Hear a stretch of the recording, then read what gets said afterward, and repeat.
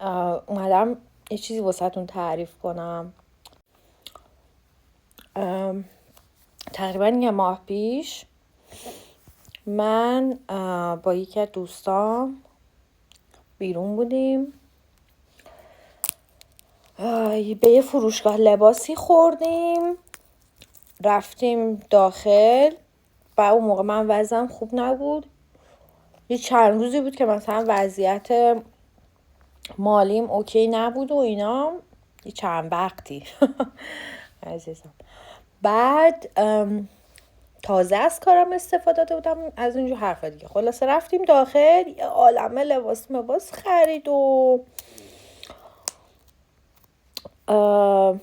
من هیچی نخریدم. بعد یه تاپی خرید، من از این تاپ خیلی خوشم اومد ولی نتونستم بخرم. خیلی زیادم گرون نبود ولی اون موقع اینجوری بودم که خب من الان باید پولمو بذارم واسه مثلا فلان چیز و اینجوری من نتونستم تاپر رو بخرم. هم گفتن تو چرا خرید نمی کنی و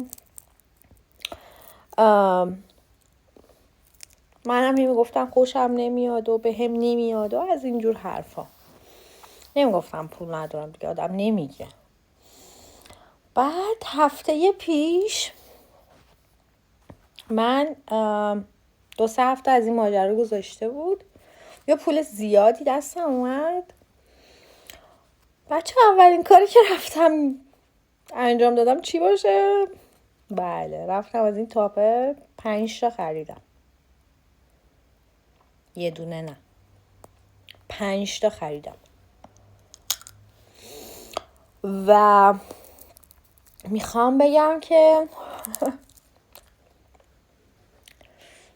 خدا شکرت ما عقده لباس داریم، نه آدما. مثلا یهو حواستون باشه که آره دیگه 5-6 تا آدم و جاست فرند و نمیدونم سیچویشن نمیدونم چی و بابا یه دقیقه آروم بگیرید ببینیم چیا مونده رو زمین واسه ما بدبختا. ندارم، خیلی وقت ندارم ندیدم، ولی خدا شکرت عقده آدم نداریم، عقده لباس داریم، عقده آدم نداریم. آره حواستون باشه دیگه.